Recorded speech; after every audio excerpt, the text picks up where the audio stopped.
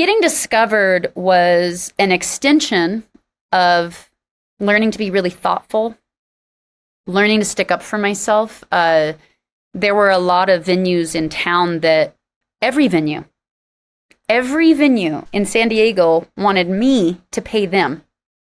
Wow. Because people were getting discovered. And I was like, no. You don't get it. I don't want to get discovered. I want to get paid.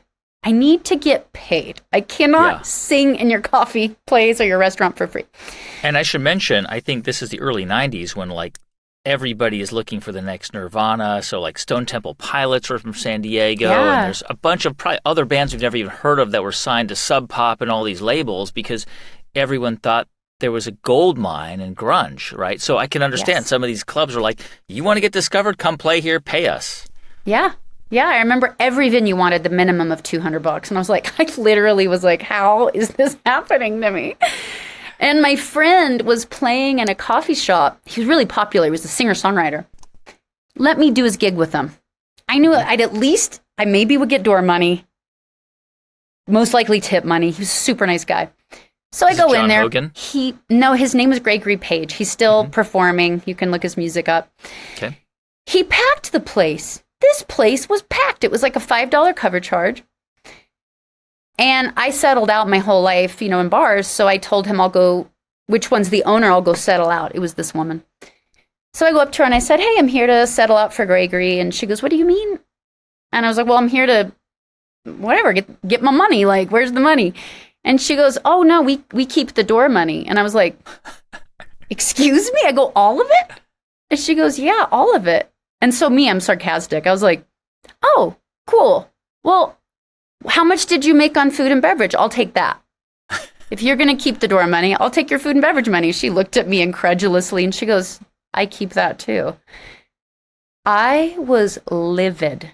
I was so upset because I feel like my friend was getting stolen from. And so once I really understood, she goes, oh, no, you sing for tips. Oh, I just saw red. And I remember putting my finger in her face and I was like, I curse you to fail. You are stealing from the people that helped pack your venue.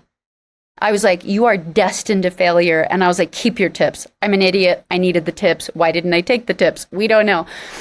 But that was very in my nature. And I think that's important to success. I think I didn't like people talking when I sang, even when I street sang. It's my job to make you listen. That's on me. I have to sing long notes or yodel or improvise and talk about what you're wearing to make you stop. But if you're talking just because you're rude, when I'm working that hard, I won't accept it. I just won't. And it's not because I was trying to get signed. It's just like my nature. And I think it takes that. And I see too many musicians that are willing. I see too many human beings that are willing to let their life go, that are just willing to let people talk while they sing or not pay attention or not take you seriously. That wasn't okay with me. And I needed it too badly on top of it. It just wasn't casual for me. And so I found a coffee shop with a going out of business sign. And I said, hey, how much do you got? Like, can you keep your doors open for a month? Can you pay your bills 1 month? Will you give me a month?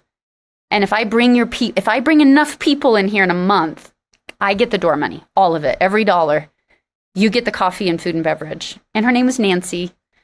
And we shook hands, and that was it. I started going to the boardwalk and passing out flyers and street singing and saying, see me every Thursday. And I picked like every Thursday. I'd be there every Thursday, even though I was homeless. Like, I'll be there every Thursday. And I built an audience. It was just by doing that, by performing the streets, handing out flyers. I mean, I've seen you perform. Obviously, you have a beautiful voice, and probably you were a little different than the average street performer. People were like stopping and listening to you. Yeah, because again, you have to make them. It's gimmicks. It can be authentic, but yodeling is weird. It makes people stop. Or you would yodel? Mm-hmm. Or I would. My dad taught me to improvise in bars, so I would go, Mr. Joe on the red shirt, walking by, treats me like a piece of dirt. I just make up a lyric about somebody and make them stop, be like, is she talking about me? My first show was for 2 people. Like, I did a 5-hour set because I thought you did 5-hour sets because I'm an idiot. I did a 5-hour set of the most emotional, vulnerable, long songs as a social experiment because I wanted to not be alone. And I realized I went back to Anais Nin and Bukowski and I said, I will always feel alone if I never tell the truth. So I wrote songs that were so honest. These poor 2 surfers that probably just thought I was cute sat through a 5-hour show. We all were crying. It was the dumbest thing. But I wasn't rejected. They were like, holy crap, we feel like we can't believe we're 2 dudes. And we cried. And I didn't realize we'd have so much in common.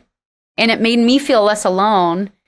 And then the next week at Thursday, it was 4 people. And the next week, it was 7 people. And the next week, it was 20 people. Wow. And then in the course of 6 months, it turned into standing room only and then double shows. And then I'd say within 6 or 7 months, labels showing up.